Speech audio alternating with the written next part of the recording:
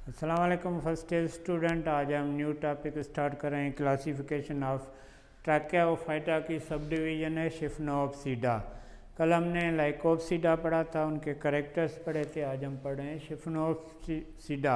उसके बाद CD plants आते हैं, जिसमें पहले हम पढ़ेंगे एवोल्यूशन ऑफ सीड। तो पहले ये शिफ्नोप्सीडा के करेक्टर्स, ये भी मल्टी सेलुलर हैं, मल्टी सेल्यूलर प्लांट्स हैं, मल्टी सेल्यूलर हैं, फोटोसिंथेटिक हैं। फोटोसिंथेटिक मीन्स इनके अंदर भी फोटोसिंथेसिस का अमल होता है। तो मल्टी सेल्यूलर हैं, फोटोसिंथेटिक प्लांट्स हैं। उसके बाद ये वस्कुलर प्लांट्स हैं, वस्कुलर प्लांट्स हैं, ये मेजर करेक्टर है। ट्रैकियोफाइटा का जाइलम एंड फ्लोएम मौजूद है। मल्टी सेलुलर हैं, फोटोसिंथेटिक हैं, वस्कुलर हैं।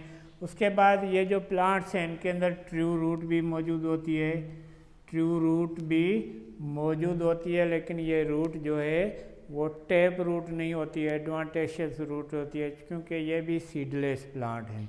उसके बाद इनके अंदर स्टेम जो होती है, स्टेम अरेक्ट होती है। अरेक्ट मीन्स वो वर्टिकली जो है ग्रो करती है upward towards sunlight away from soil, that is known as erect stem. Erect होती है और जॉइंटेड होती है। स्टेम के अंदर जॉइंट्स मौजूद होते हैं, जैसे बम्बू, बांस है, बांस को अगर आप देखोगे तो वो जॉइंटेड स्टेम है। शुगर कैन की भी जॉइंटेड स्टेम है। इसी तरह इनकी भी अरेक्ट स्टेम है, जॉइंटेड है और इंटरनली हॉलो है। इंटरनली हॉलो मीन्स गैप मौजूद होता है, इंटरनली हॉलो होती है, इंटरनली हॉलो स्टेम होती है। तो इरेक्ट है, जॉइंटेड है, इंटरनली हॉलो स्टेम है। ये मेन करेक्टर हैं स्टेम के।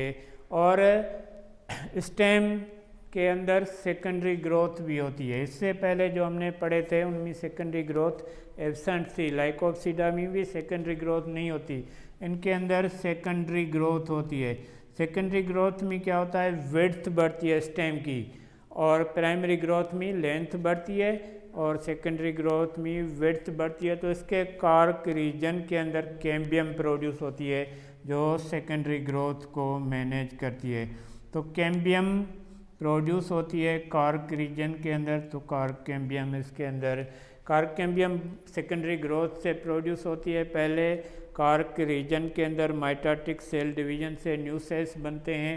वो सेल्स जब अनमेच्योर होते हैं तो मिलके मेरिस्मेटिक टिश्यू का ग्रुप बनाते हैं, और वो जब मैच्योर होते हैं तो वो कैम्बियम बना के स्टेम का हिस्सा बनते हैं, तो स्टेम की विड्थ बढ़ती है। ये करेक्टर हैं सेकेंडरी ग्रोथ के। तो यहाँ से सेकेंडरी ग्रोथ भी स्टार्ट होती है शिफ्नोप्सीडा से, उनकी विड्थ भी बढ़ती है। उसके बाद इनका जो लीफ होता है, लीफ हर जॉइंट जो है स्टेम का, वहाँ से वर्ल्स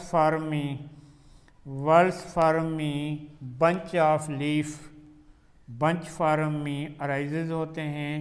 और हर जॉइंट से ये अराइजेज इस तरह होते हैं, just like a horse tell.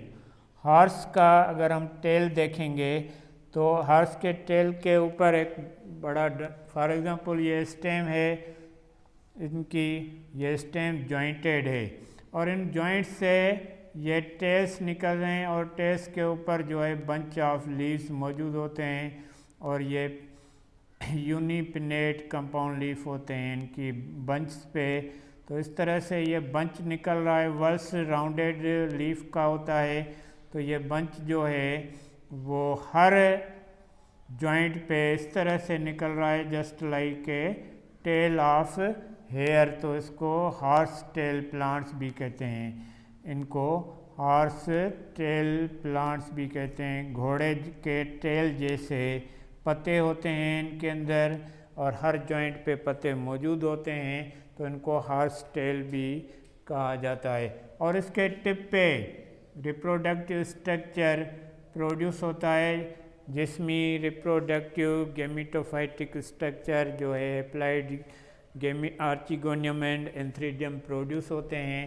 Tip पे होते हैं। अनब्रांचेड ये प्लांट होते हैं, सिंगल स्टेम, इंटरनली हालो जॉइंटेड होती है, हर जॉइंट पे हॉर्स टेल जैसे लीफ होते हैं। और लास्ट जो जॉइंट हैं स्टेम के, उनसे एडवांटेशियस रूट्स निकलती हैं और वो सोइल के अंदर पेंट्रेट करके मिनरल्स एंड वाटर ऑब्जर्व करके कंडक्टिंग टिश्यूज़ को सप्लाई करती हैं। कंडक्टिंग टिश्यू रूट के अंदर भी होते हैं, तो ट्रू रूट है और ये कंडक्ट करते हैं रूट से जाइलम वाटर एंड मिनरल्स को towards leaf for photosynthesis and protein synthesis and lipid synthesis.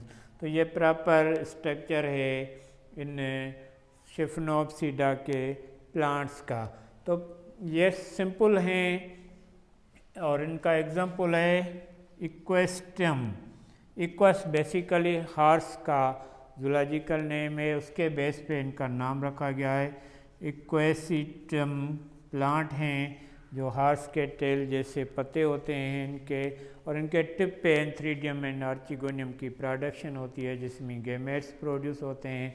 वो गैमेट्स फर्टिलाइज्ड होते हैं और ये प्रोटेक्टेड करते हैं फीमेल गैमेट्स को मेगास्पोरेंजियम के अंदर और प्रोटेक्शन भी देते हैं। और वहीं पे जो है वो जाइगोट बनता है, जाइगोट डेवलप होके जाइगोस्पोर्स बनाते हैं और स्पोर्स जैसे ही बन जाते हैं कंप्लीट, ये नीचे गिरते हैं, कंडीशन मिलती हैं तो जर्मिनेट होके न्यू प्लांट प्रोड्यूस होता है। तो बिल्कुल ये सिंपल हैं और हेटेरोस्पोरस हैं, प्लांट्स हैं, मल्टी सेलुलर हैं, फोटोसिंथेटिक हैं, वस्कुलर हैं।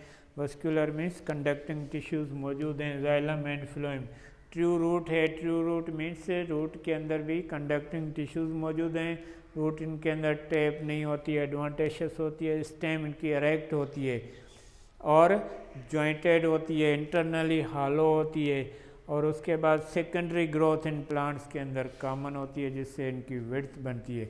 और ये प्रॉपर ऐसे प्लांट्स हैं जिनकी लकड़ियों की बर्निंग से हम कोयला बनाते हैं। कोयला जो बन रहा है 50% कोयला जो है वो इन प्लांट्स से मिल रहा है। कुछ तो कोयला ज़मीन से ही मिल रहा है बर्निंग प्रोसेस से, जो फोसेस हैं, जो डगिंग हैं, उनसे बन रहा है, जैसे थर्मी निकला हुआ है कोयला सलामकोट के करीब। लेकिन कुछ प्लांट्स भी उनको हम जला के कोयला बनाते हैं। तो ये कोयले के मैन्युफैक्चर में काम देता है, कोयला बनाने में इनकी मेन स्टेम काम आती है, इसको जला के कोयला हम बनाते हैं। तो ये सिंपल प्लांट्स हैं शिफनोप्सिडा के। तो आज हमने सब डिवीज़न शिफनोप्सिडा और उनके प्लांट्स पढ़े।